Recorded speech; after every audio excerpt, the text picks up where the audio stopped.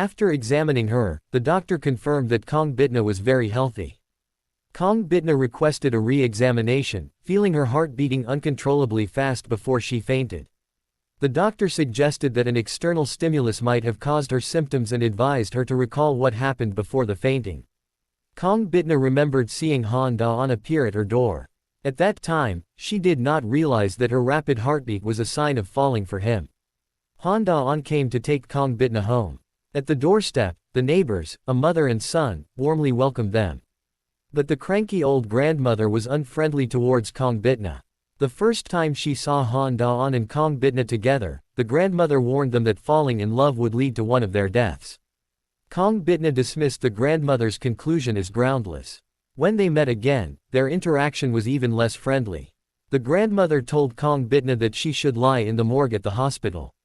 Kong Bitna retorted that she would live healthily and taste spicy beef soup at the grandmother's funeral. Han Da-on predicted a fight and quickly pulled Kong Bitna away. That night, Kong Bitna pondered how to deal with Han Da-on and received a call from her female assistant, urging her to meet for an important matter. As Kong Bitna stepped out, she noticed Han Da-on was following her. She managed to shake him off and met her assistant in the supermarket. The assistant mysteriously revealed that demons on Earth gather periodically to exchange information and track Satan, who escaped with the treasure from Hell. Anyone who delivers Satan and the treasure to the ruler of Hell would receive a substantial reward and no longer suffer on Earth. Kong Bitna followed her advice and attended the gathering with her assistant. Han Da-on continued to follow Kong Bitna and saw her entering a restaurant. He followed, but found no one at first. After searching, he located the room Kong Bitna was in. Upon entering, he saw a group wielding various tools for cooking. The demon leader, wielding a knife, approached Han Da-on, demanding to know his identity and purpose.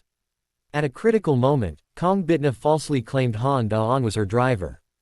Dissatisfied with Kong Bitna's arrogance, two assistants frantically gestured, revealing that Kong Bitna was a notorious figure in Hell. Recognizing this, the leader and all demons bowed in surprise to Kong Bitna. Kong Bitna took control of the situation and whispered to Han Da-on that everyone there was a demon and to leave immediately. Turning around, Han Da-on saw people telekinetically skewering meat and others slicing a melon into thin slices in midair. Kong Bitna warned him again to leave if he did not want to die.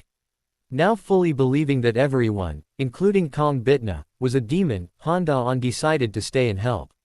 After the meal prep, they all went to deliver the lunches. A grateful old man hugged the leader and cried, causing the leader to shed a tear. Turning, he saw Han Da-on watching him. The president was very angry and threatened Han Da-on to keep his secret of crying as a trade-off. He gave Han Da-on a business card, telling him he could contact him if he needed help. Han Da-on immediately asked why the demon Tia was living as Judge Kong Bitna and if she might be involved in murder. The president only told him to leave Judge Kong Bitna immediately as the task was over. Kong Bitna complained to the president that the event was both tiring and boring. Han Da-on, upon hearing this, reminded her to make her words as pretty as her face.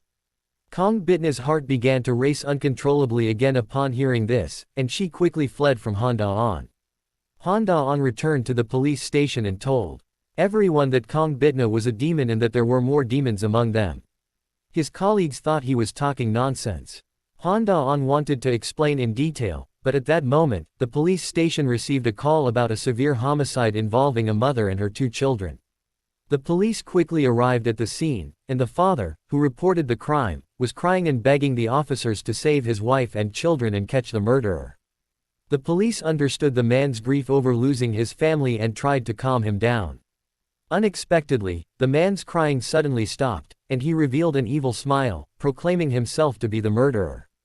The police took him back to the station for photos and evidence collection, but the man then denied killing his wife and children, crying and claiming he did not know why his fingerprints were on the kitchen knife. The police handed the man over to Han Da-on for interrogation. Han Da-on discovered that the man had 3 personalities, one his own, another of a 5th-grade child, and a third of the man's friend. The man switched between these personalities as if competing for control of his body. The friend personality admitted to killing the man's wife and children because they looked down on him and thought the man should be grateful to him for doing it. After that, the schoolchild personality emerged, stating it tried to stop the friend from killing, but failed. The two personalities struggled against each other, even starting to physically fight. Han Da-on watched as the man began hitting himself until he fainted. When the man woke up, he was back to his original personality and remembered nothing of what had happened. Han Da-on consulted a forensic expert who did not rule out the possibility of the man having dissociative identity disorder. Kong Bitna also learned of this violent case and was excited about having a new target to pursue. She ordered her male assistant to immediately gather information on the murderer. The assistant reported back that the man had dissociative identity disorder, sometimes confessing to the murder and other times claiming he was wronged.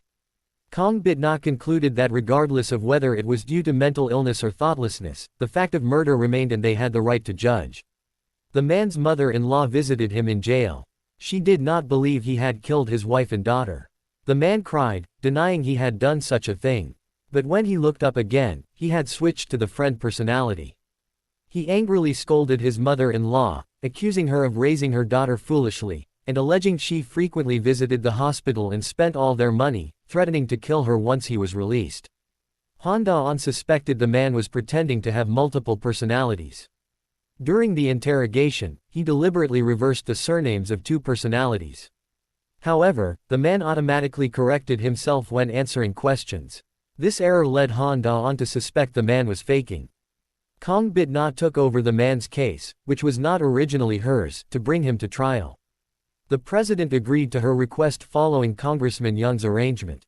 Congressman Young's eldest son, Young Tae Gyu, did not understand why his father was so indulgent towards Kong Bitna. Congressman Young explained it as an investment in an uncertain future. The day before the trial, Kong Bitna waited for Han Da-on at the door.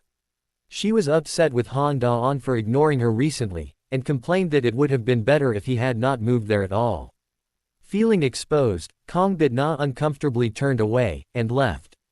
The next day at the trial, the prosecutor described how the man brutally murdered his wife and children, and proposed the death penalty. Kong Bitna questioned the man about his guilt.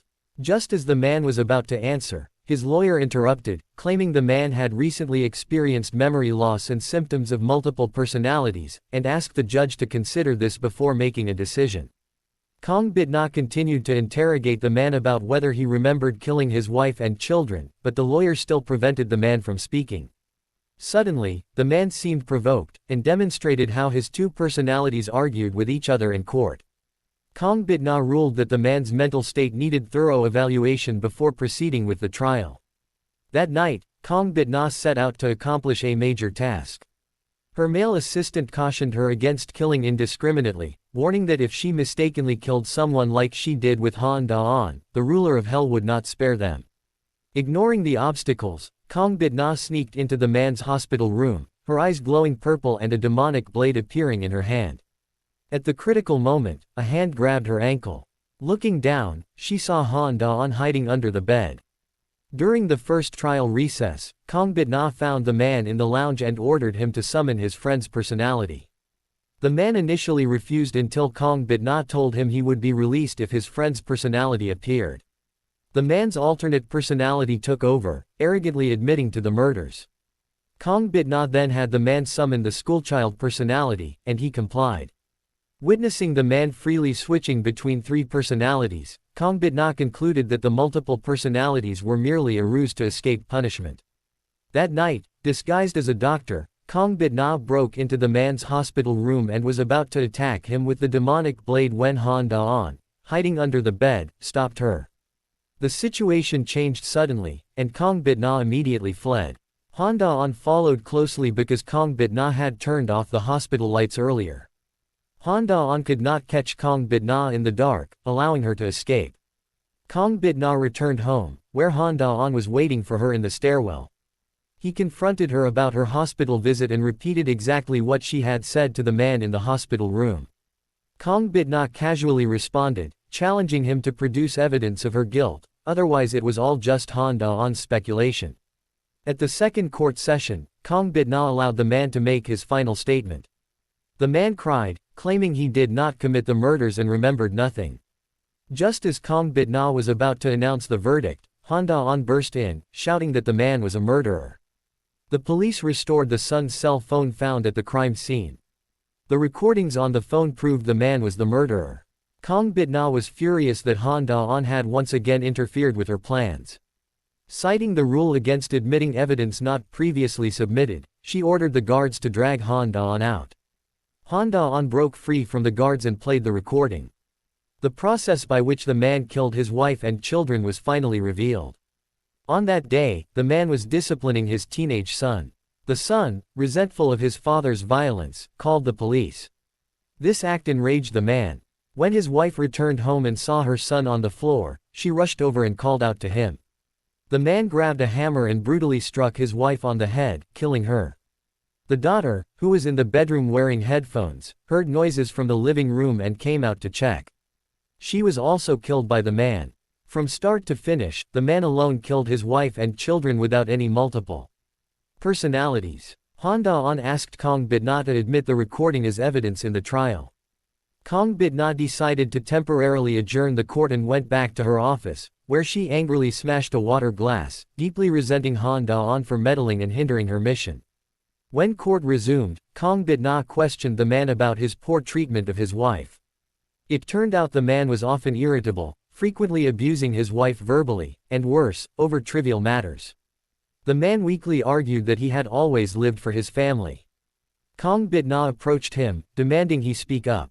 The man, attempting to avoid guilt, once again pretended to have split personalities, shifting between pretending to be a friend and returning to his real self, crying and apologizing. Kong Bitna returned to the judge's seat and announced the final verdict. The man was found guilty of killing his wife and 3 children. However, considering he was the breadwinner who diligently supported his family prior to unemployment, and since it was his first offense with no prior criminal record, plus the recording was not submitted in advance and could not be considered as evidence, the man was still judged to have committed the crime under amnesia and multiple personality disorder.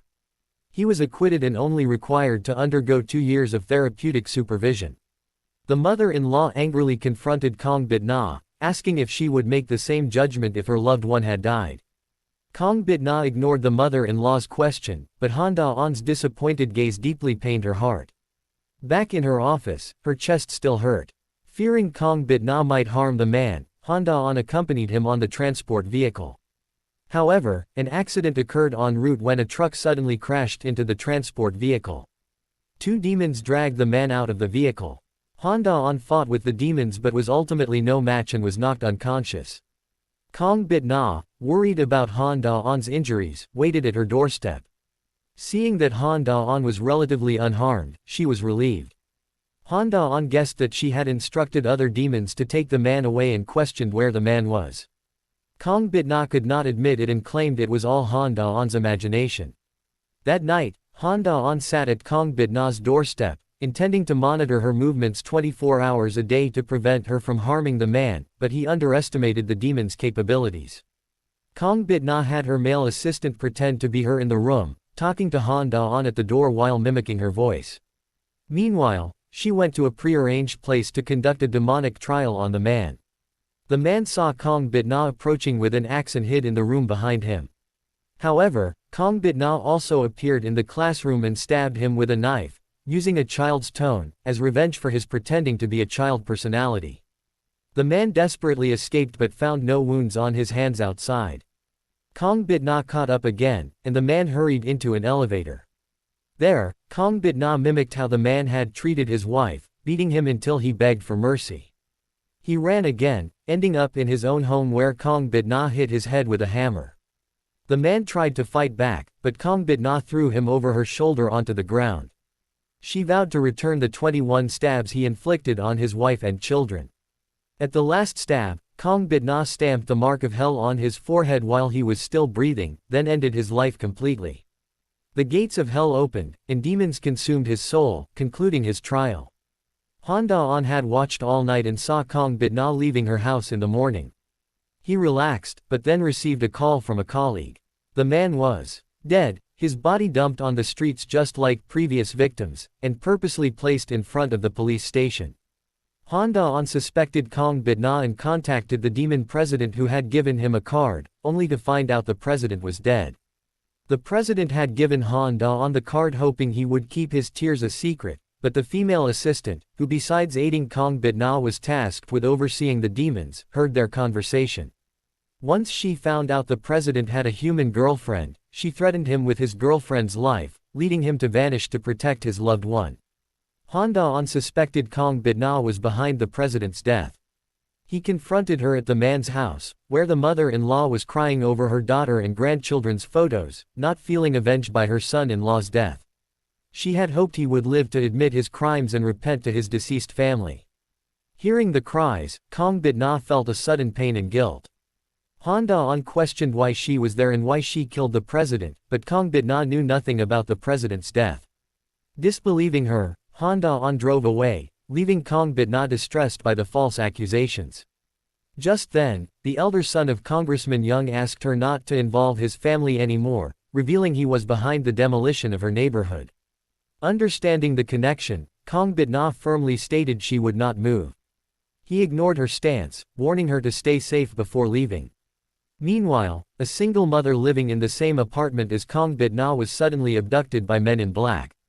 The villain raised a dagger to stab her when, at the crucial moment, a neighboring woman and her male assistant, passing by, spotted them. Fearing his identity would be exposed, the villain abandoned his attack and fled.